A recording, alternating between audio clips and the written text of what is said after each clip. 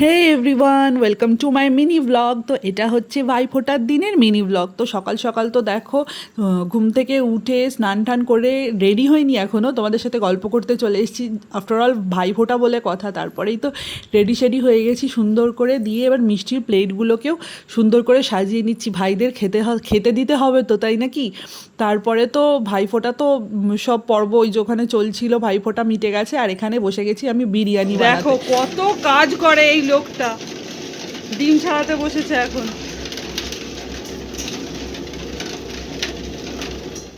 তুমি বলো, তোর মেয়ের ডায়লগ দিলে বলো হ্যাঁ কেমন হয়েছে? পুড়ে গেছে। তুমি বলো, সবই খেয়ে ফেললাম। খেয়ে ফেললে কেমন লাগলো? তো ভালো লাগলো বলে তো সবই খেয়ে ফেললাম। তুমি বলো। তুমি বলো অপসে আমি বলেছি হেভি হয়েছে। এই বিরিয়ানি স্পেশালটার নাম কি কেউ জানো তোমরা? না এখন জামাইবাবু স্পেশাল বিরিয়ানি। দাদা বৌদি না শালি জামাইবাবু স্পেশাল দাদা বৌদি তো হচ্ছে ওইটা। দাদা বৌদি তো বহুত পুরনো।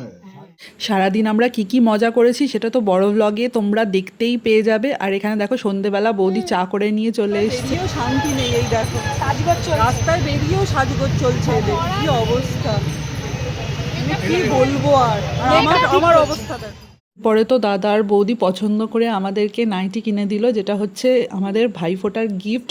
তো তারপরে তো চলে এসেছি এখানে ফুচকা খেতে আর কি, ফুচকা আইসক্রিম যেটা হয়। আমি তো আইসক্রিম নিয়েছি, সেটা বাদ দিয়ে আমি চলে গেছি দৌড়ে ফুচকা খেতে। এই দেখো, দেখছো, ফুচকা খেতে চলে এসেছি, কারণ ফুচকাটা মানে আমাদের এইখানকার মানে ইনি হচ্ছে ফেমাস।